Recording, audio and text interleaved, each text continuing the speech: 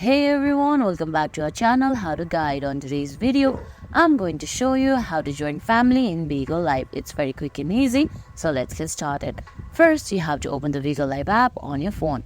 If you don't have the app yet, you can download it from Apple App Store or the Google Play Store. Once you do that, open the app, and on the bottom of your screen, you can see live video, go live, chats, and me option. Tap on me option.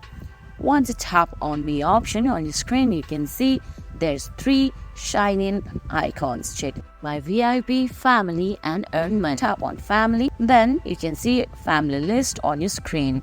You can either search the family you want to join or select the families that's been suggested by the app. Here are some families they're asking me to join. To join that, you just have to tap on the join option right beside the name. And guys, that's how you apply it. They're gonna approve it and you'll be in a family in Bigo Live. And guys, that's it. That's how you join a family in Bigo Live app. I hope you found this video helpful. If you did, please give it a thumbs up, leave a comment, subscribe to our channel, and hit that bell icon. See you in the next video. Thanks for watching.